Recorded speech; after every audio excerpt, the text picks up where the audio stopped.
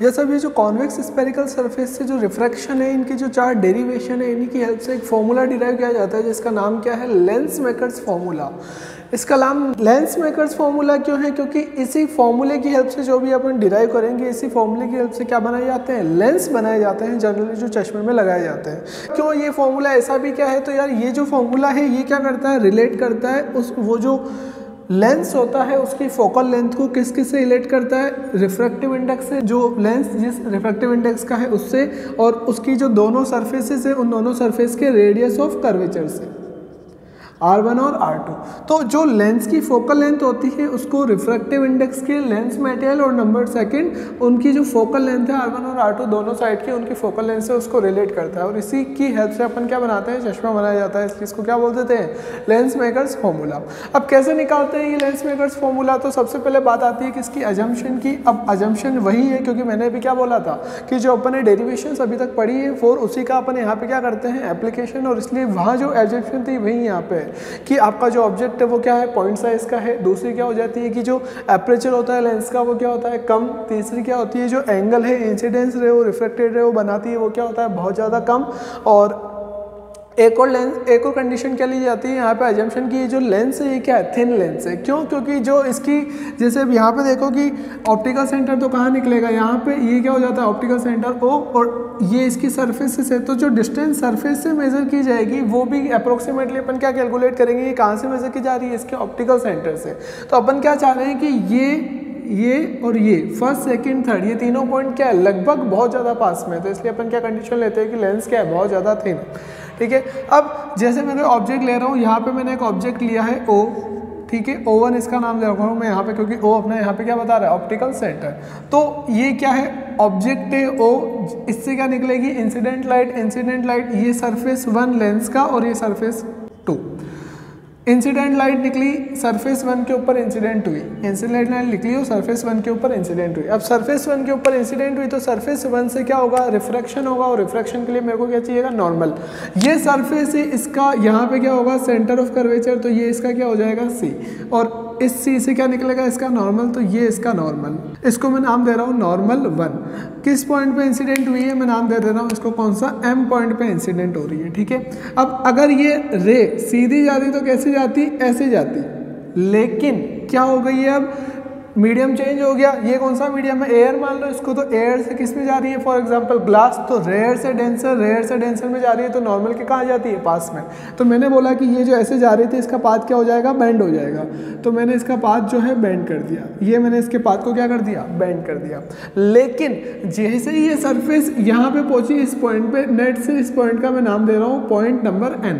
ठीक है। अब जैसे ही ये रे इस N पॉइंट पे पहुंचती है, ये वाली रे इस N पॉइंट पे पहुंची, उसी मोमेंट पे क्या हो गया, इसका फिर से रिफ्रैक्शन, क्योंकि अब ग्लास से वापस कहाँ एंटर कर रही है, एयर के अंदर, मतलब डेंसर से रेयर। अब डेंसर से रेयर के अंदर आती है तो वापस क्या होता है, रिफ्रैक्शन, और रिफ्रैक्शन मेरे को करवाना है तो मेरे को वापस यहाँ पे क्या चाहिएगा, नॉर्मल चाहिए इस सेकंड सरफेस का। ये जो सेकंड सरफेस है इसका C लगभग यहाँ है, ठीक है, तो इसका ये है C।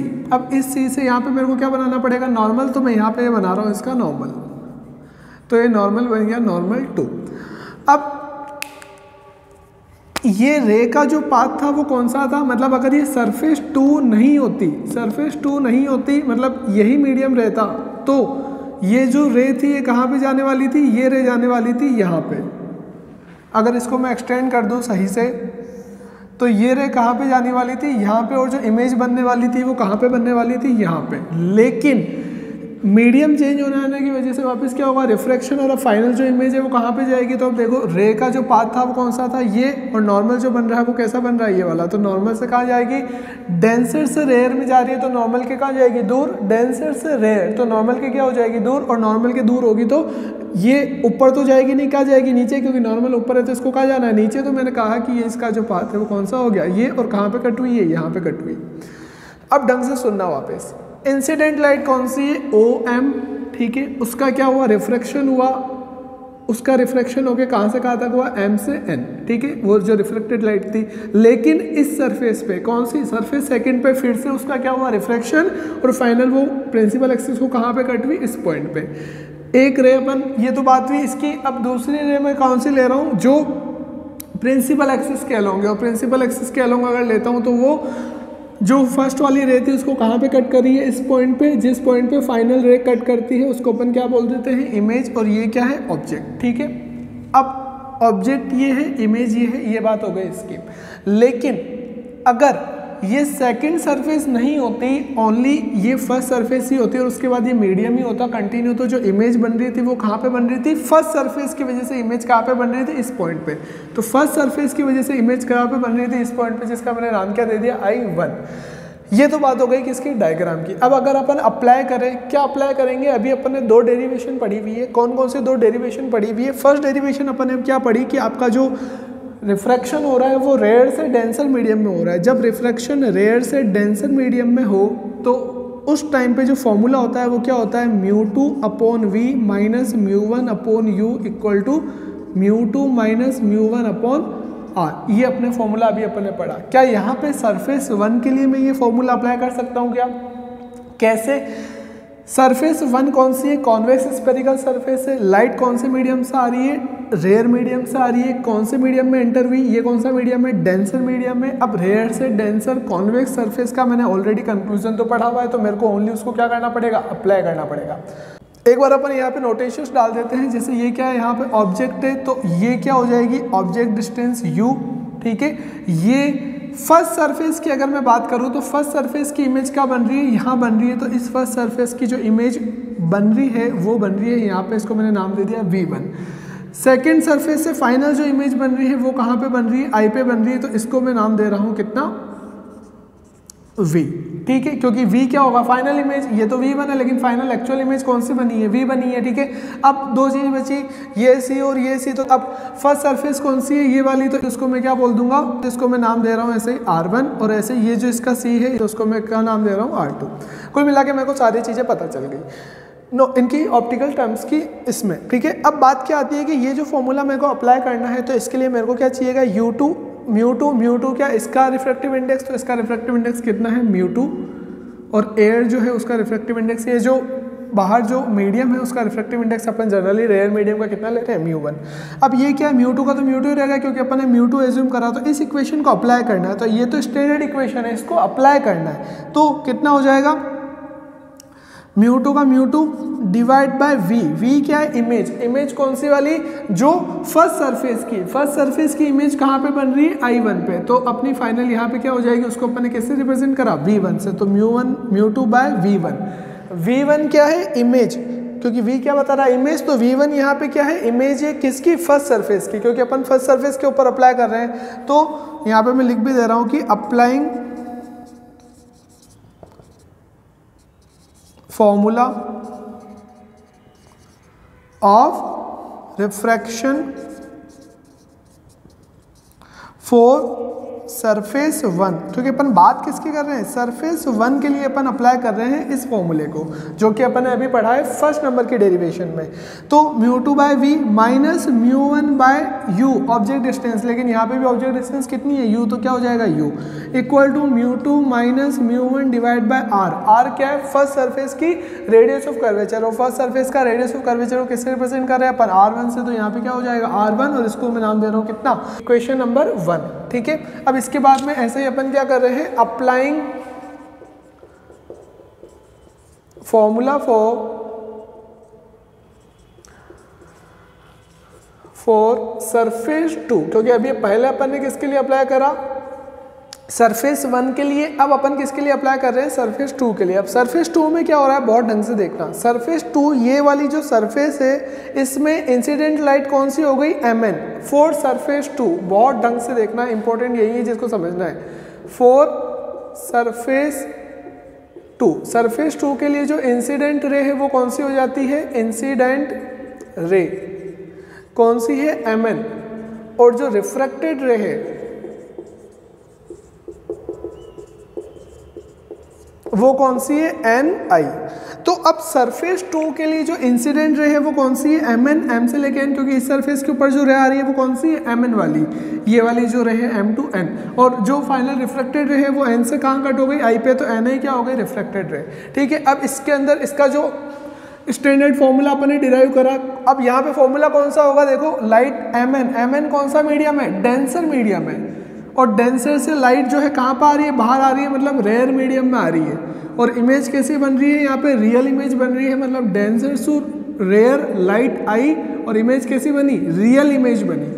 इसकी जो डेरिवेशन अपन ने करी वो कौन सी थी, थर्ड वाली डेरिवेशन जो अपन ने डिराइव करी थी, और उसका जो फॉर्मूला आया था वो क्या आया था कि μ1/v minus μ2 by u equal to क्या है, μ1 माइनस μ2 डिवाइड बाय r। ये अपना स्टैंडर्ड फॉर्मूला था जो अपन ने पढ़ चुके हैं ऑलरेडी। अब उसको यहाँ पे क्या करना है, अप्लाई करना है। तो कैसे अप्लाई करेंगे, क्या है, किसके लिए बात कर रहे हैं, सरफेस 2 के लिए बात कर रहे हैं। तो μ1 μ2 तो सेम, इनमें तो कुछ फर्क ही नहीं है। v क्या है, फाइनल इमेज, सरफेस 2 की फाइनल इमेज कहाँ पे बन रही है, v पे, माइनस μ2 बाय u क्या है, ऑब्जेक्ट। अब ऑब्जेक्ट किसके लिए, सरफेस 2 के लिए। अब सरफेस 2 का ऑब्जेक्ट कौन सा है, अब ये नहीं हो सकता क्योंकि ये किसका ऑब्जेक्ट था, सरफेस 1 का।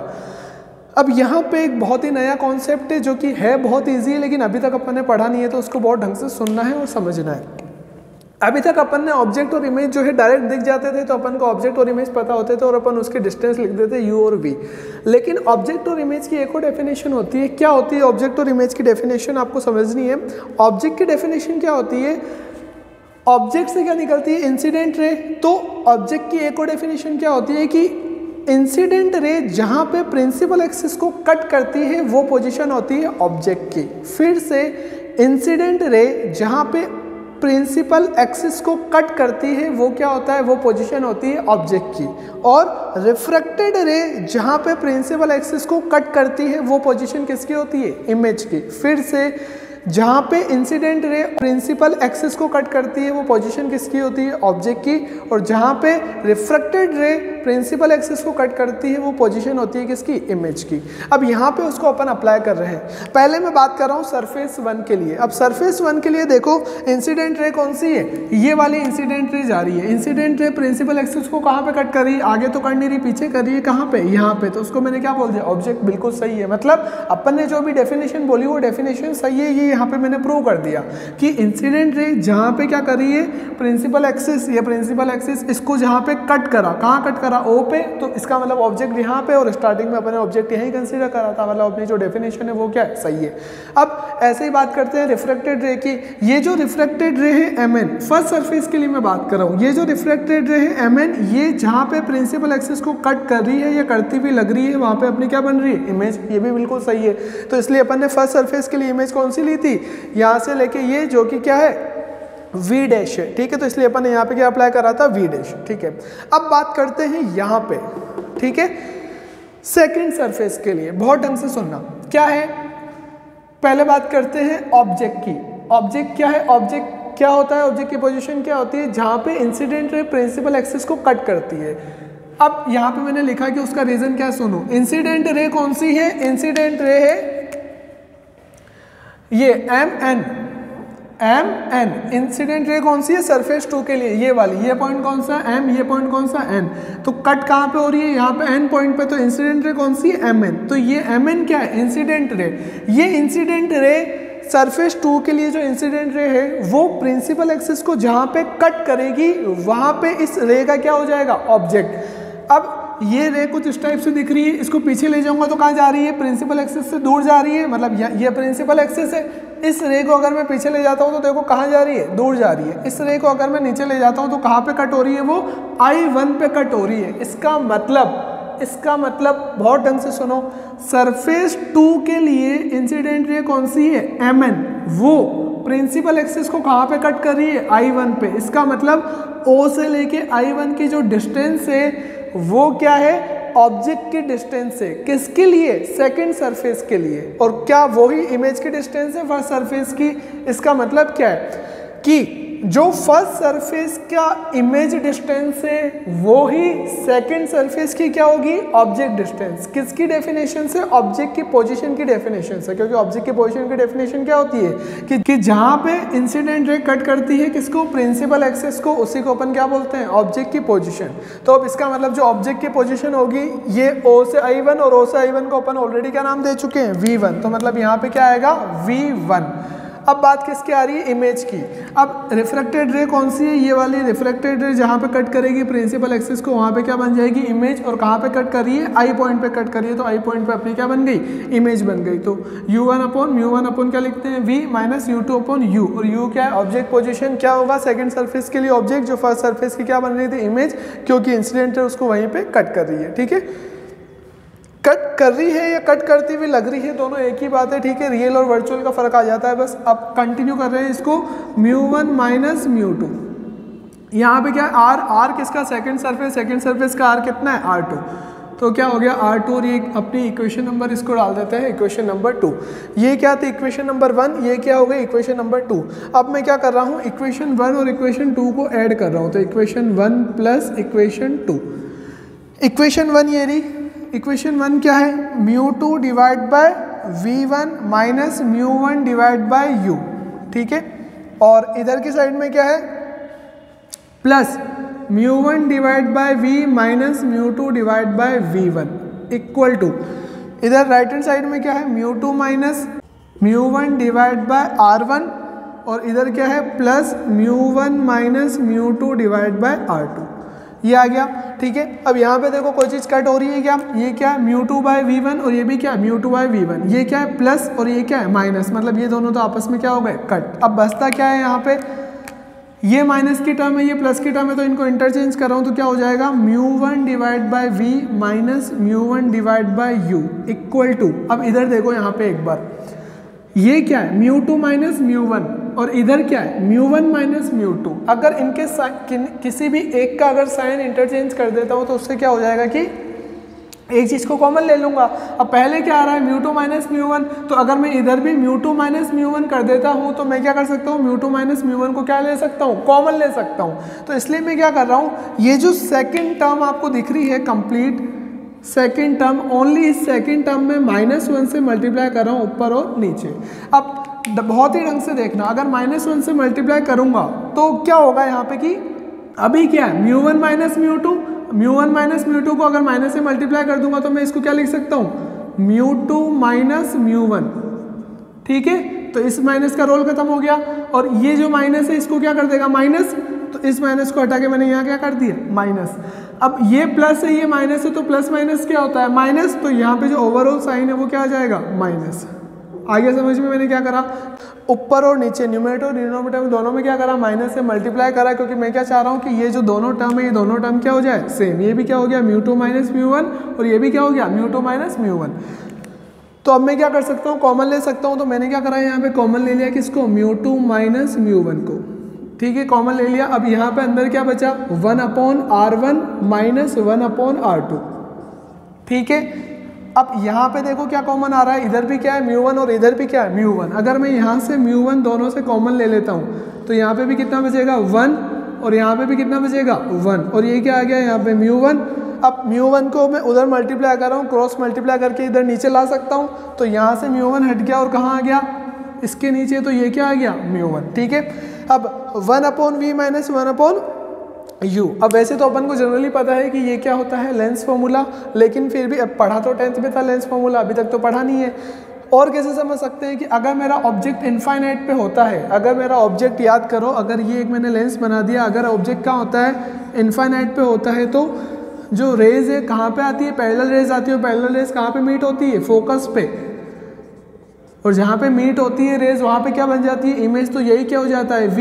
तो अगर कंडीशन क्या है कि if u equal to infinite, अगर ऑब्जेक्ट की पोजीशन कहाँ है, इनफाइनाइट पे है, तो जो v है वो इमेज कहाँ बनती है, फोकस पे। तो v किसके इक्वल हो जाता है, f के।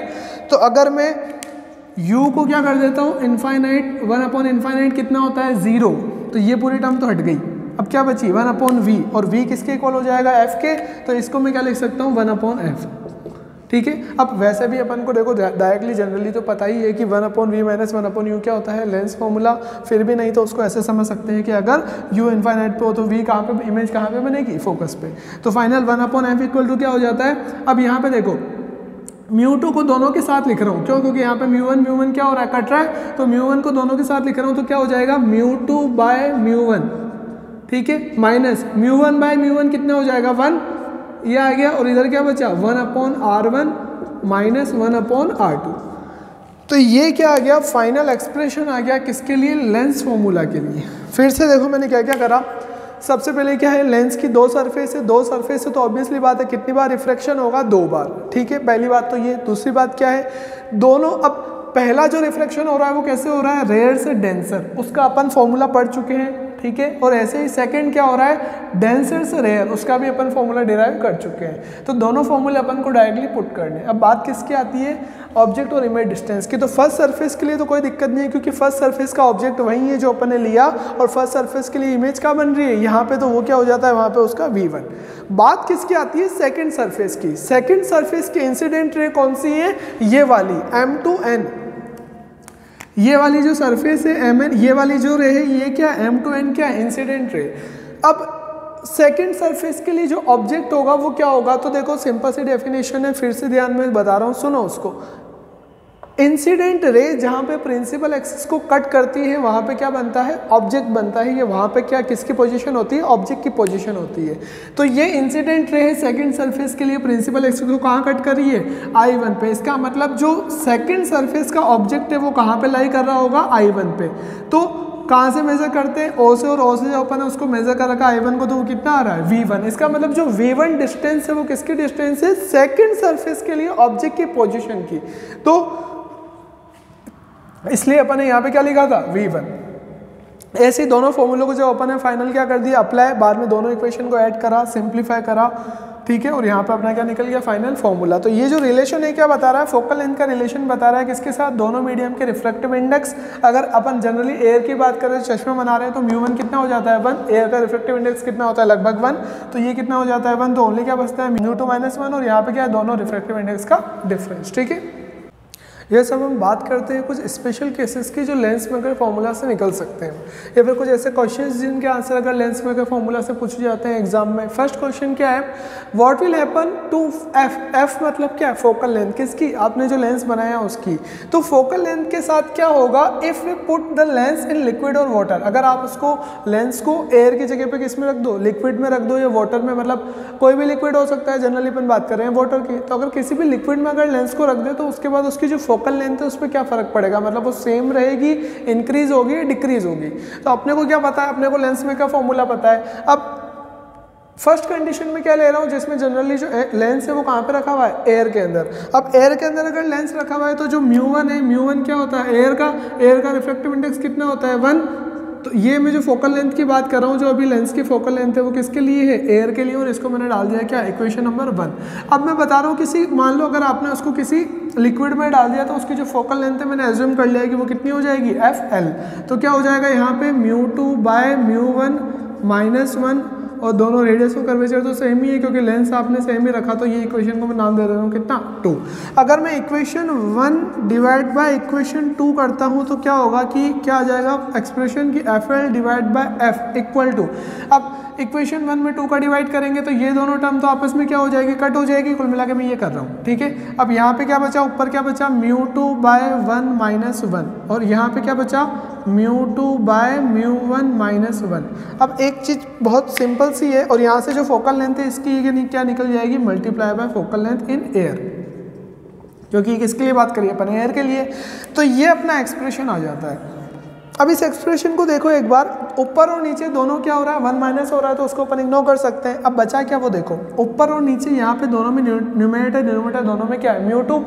ऊपर दोनों में μ2 है, नीचे बात करते हैं, यहाँ पे क्या है 1 रिफ्रैक्टिव इंडेक्स ऑफ एयर, और यहाँ पे क्या है μ1। ये μ1 क्या है, रिफ्रैक्टिव इंडेक्स ऑफ लिक्विड, जिसमें लिक्विड में आप रख रहे हो, जनरली मैं बात करता हूँ वाटर की। तो वाटर की बात करो या किसी भी लिक्विड की अगर आप बात करो तो उसका जो रिफ्रैक्टिव इंडेक्स है, एक बात तो फिक्स है कि जो एयर है उससे तो क्या होगा, ज़्यादा। अब एयर से अगर इसका रिफ्रैक्टिव इंडेक्स, क्योंकि लिक्विड है ऑब्वियसली बात है, तो रिफ्रैक्टिव इंडेक्स ये क्या होगा, ज़्यादा। अगर ये ज़्यादा होगा तो ये ओवरऑल टर्म क्या हो जाएगी, कम। कहने का मतलब न्यूमरेटर के कंपैरेटिव में ये डिनोमिनेटर वाली टर्म क्या हो जाएगी, कम। और न्यूमरेटर के कंपैरेटिव में अगर डिनोमिनेटर वाली टर्म कम हो जाएगी तो ये जो रेशियो है, ये रेशियो कुल मिला के कौन सा वाला ratio, FL divide bye FR, अगर इसको मैं इधर ही रहने दूँ तो ये जो रेशियो है 1 से क्या आएगा, ज़्यादा आएगा। क्यों? क्योंकि नीचे वाली टर्म क्या हो गई, कम हो गई। क्यों कम हो गई? क्योंकि यहाँ पे नीचे वाली टर्म क्या हो रही है, ज़्यादा। ये ज़्यादा हो रही है तो ये ओवरऑल टर्म क्या हो जाएगी, कम। और ये कम हो गई किससे, इससे। मतलब ये क्या है, ज़्यादा, और ये वाली टर्म क्या है, कम। तो उस वजह से जो आपका रेशियो है वो 1 से क्या आएगा, ज़्यादा, और 1 से ज़्यादा आएगा मतलब जो फोकल लेंथ है वो आपकी क्या हो जाएगी, इंक्रीज। फोकल लेंथ इंक्रीज हो जाएगी। इसका मतलब क्या है, अगर जनरल बात करूँ तो पहले लेंस कहाँ था, यहाँ था। मान लो पैरेलल रेज आ रही थी, वो उसको कहाँ बेंड कर रहा था, इस जगह पे वो बेंड कर रहा था। उसकी जो फोकल लेंथ थी वो कितनी थी, इतनी। अपन एज्यूम उसको कर रहे हैं। अब क्या हो रहा है कि जब आपने उसको एक लिक्विड के अंदर डाल दिया, मान लो ये एक बॉक्स है और इसमें क्या है, लिक्विड है, तो अब ये लेंस से ये पैरेलल रेज आ रही है, तो क्या बोल रहा है यहाँ पे कि जो रेशियो 1 से ज़्यादा आ रहा है, मतलब जो फोकल लेंथ है लिक्विड की वो ज़्यादा हो गई। अब फोकल लेंथ है लिक्विड की वो ज़्यादा हो गई एयर से, मतलब अब जो ये इसको क्या कर रहा है, बेंड कर रहा है, वो दूर तक बेंड कर रहा है। क्यों दूर तक बेंड कर रहा है, क्योंकि फोकल लेंथ क्या हो गई, ज़्यादा। इसका मतलब पावर क्या होती है, 1/f। तो फोकल लेंथ ज़्यादा हो रही है, डिनोमिनेटर क्या हो रही है, फोकल लेंथ ज़्यादा, इसका मतलब पावर क्या हो रही है, कम। और पावर क्या होती है, बेंडिंग कैपेसिटी, कि लाइट कितना, लेंस लाइट को कितना क्या कर रहा है, बेंड कर रहा है। इसका मतलब अगर कंक्लूजन क्या निकलता है कि अगर मैं अपने लेंस को, जिसकी फोकल लेंथ कितनी है, f है, अगर उसको मैं किसी वाटर में, अगर वाटर में रख देता हूँ या किसी लिक्विड में रख देता हूँ जिसका रिफ्रैक्टिव इंडेक्स जनरली क्या होता है, ज़्यादा, तो उससे होगा क्या कि जो मेरा लेंस है उसकी फोकल लेंथ क्या हो जाएगी, ज़्यादा। और फोकल लेंथ ज़्यादा होने का मतलब क्या है कि उसकी लेंस की पावर क्या हो जाएगी, कम, मतलब बेंडिंग कैपेसिटी क्या हो जाएगी, कम हो जाएगी। सेकेंड जो स्पेशल केस है वो क्या है कि if lens is put in a liquid of same refractive index, मतलब आपने लेंस को एक ऐसे लिक्विड में रख दिया जिसका रिफ्रैक्टिव इंडेक्स आपके लेंस के रिफ्रैक्टिव इंडेक्स के क्या है, सेम है। तो अपना फॉर्मूला क्या होता है, 1/f equal to μ2 minus μ1 minus 1/r1 minus 1/r2। ये अपना फॉर्मूला है इसका। अब ये क्या बोल रहा है कि आपने लेंस को एक ऐसे लिक्विड में रख दिया, ये ऐसे मीडियम में रख दिया जिसका रिफ्रैक्टिव इंडेक्स आपके लेंस के रिफ्रैक्टिव इंडेक्स के इक्वल है। मतलब μ1 किसके इक्वल हो गया, μ2 के। मान लो दोनों किसके इक्वल है, μ के, मतलब ये μ1 किसके इक्वल हो गया, इसके। तो मतलब ये दोनों आपस में कट गए तो बचा क्या यहाँ पे, 1। और 1 माइनस 1 कितना होगा, 0। इसका मतलब 1/f किसके इक्वल आ रहा है यहाँ पे, 1/f किसके इक्वल आ गया, 0 के। अब 1/f का मतलब होता है क्या है, पावर, क्योंकि पावर कितना होता है 1/f, और 1/f किसके इक्वल आ रहा है, 0 के। मतलब पावर कितनी हो गई, 0, और फोकल लेंथ कितनी हो गई, इनफाइनाइट। अब पावर 0 हो गई, इसका मतलब क्या है, पावर मतलब क्या होता है, बेंडिंग कैपेसिटी, और पावर 0 आ रही है मतलब बेंडिंग कैपेसिटी कितनी हो गई, 0। मतलब लेंस जो है, जो वो बेंड करता है वो बेंड नहीं करेगा। तो इसका कंक्लूजन क्या निकलता है कि अगर आप अपने लेंस को एक ऐसे मीडियम में रख दो जिसका रिफ्रैक्टिव इंडेक्स आपके लेंस के इक्वल है, तो उसकी बेंडिंग कैपेसिटी कितनी हो जाएगी, 0। मतलब रे जैसे आ रही थी वैसे की वैसी जाएगी, उसका कोई भी डेविएशन नहीं होगा अपने पास से। ठीक है, ये तो बात होती है किसकी, कि जब आप उसको किस में रख दो, ऐसे मीडियम में जिसका रिफ्रैक्टिव इंडेक्स आपके लेंस के सेम है। नेक्स्ट क्या है, when lens is put in a medium whose refractive index is more than that of the lens. मतलब आपने लेंस को एक ऐसे मीडियम में रख दिया, ये क्या होता है μ2, ये क्या होता है μ1। आपने उसको एक ऐसे मीडियम में रख दिया जिसका रिफ्रैक्टिव इंडेक्स ज़्यादा है, किससे, आपके लेंस से भी रिफ्रैक्टिव इंडेक्स ज़्यादा है। मतलब μ1 ज़्यादा है किससे, μ2 से। अब अपना फॉर्मूला क्या है, ये फॉर्मूला कि 1/f equal to μ2/μ1 minus 1/r1 minus 1/r2। अपन क्या बोल रहे हैं कि भाई μ1 जो है वो ज़्यादा है, बहुत ढंग से देखना, μ1 जो है वो ज़्यादा है किससे, μ2 से। मतलब μ2 क्या हो गया, कम। μ2 क्या है, लेंस का रिफ्रैक्टिव इंडेक्स, आपने उसको ऐसे मीडियम में रख दिया जिसका रिफ्रैक्टिव इंडेक्स क्या है, ज़्यादा। ऊपर वाली क्वांटिटी जो है वो कम है और नीचे वाली ज़्यादा है, तो कुल मिला के ओवरऑल क्वांटिटी क्या आएगी, 1 से कम आएगी, क्योंकि ऊपर वाली ज़्यादा है नीचे वाली कम है, तो 1 से कम आएगी। अब वो जो 1 से कम आ रही है क्वांटिटी, उसमें से अपन क्या कर रहे हैं, 1 माइनस कर रहे हैं। फिर से ऊपर वाली क्वांटिटी कम है, नीचे वाली क्वांटिटी क्या है, ज़्यादा। इसका मतलब ये जो रेशियो आएगा ये 1 से क्या आएगा, कम। उससे अपन यहाँ पे माइनस क्या कर रहे हैं, 1 माइनस कर रहे हैं। मतलब आपका जो आंसर मिलेगा वो क्या मिलेगा, नेगेटिव। मतलब जो फोकल लेंथ आ रही है वो क्या आ रही है, नेगेटिव। और नेगेटिव फोकल लेंथ किसकी होती है, कॉनकेव लेंस की। इसका मतलब अगर आपने अपने लेंस को एक ऐसे मीडियम में रख दिया जिसका रिफ्रैक्टिव इंडेक्स आपके लेंस से भी ज़्यादा है, तो आपका लेंस बिहेव कैसे करेगा, आपने किसको रखा, कॉन्वेक्स लेंस को रखा, और वो बिहेव कैसे करेगा, एज ए कॉनकेव लेंस। फिर से फर्स्ट क्या है, अगर आपने लिक्विड वगैरह में रख दे तो उसकी फोकल लेंथ क्या हो जाएगी, ज़्यादा, बेंडिंग कैपेसिटी क्या हो जाएगी, कम। दूसरा, सेम रिफ्रैक्टिव इंडेक्स के मीडियम में रख दोगे तो बेंडिंग कैपेसिटी कितनी हो जाएगी, 0। और अगर ऐसे मीडियम में रख देते हो जिसका रिफ्रैक्टिव इंडेक्स आपके लेंस से भी ज़्यादा है तो आपका जो कॉन्वेक्स लेंस था वो कैसे बिहेव करने लग जाएगा, एज ए कॉनकेव लेंस, क्योंकि जो फोकल लेंथ है वो क्या आ जाएगी, नेगेटिव। ठीक है, थैंक यू।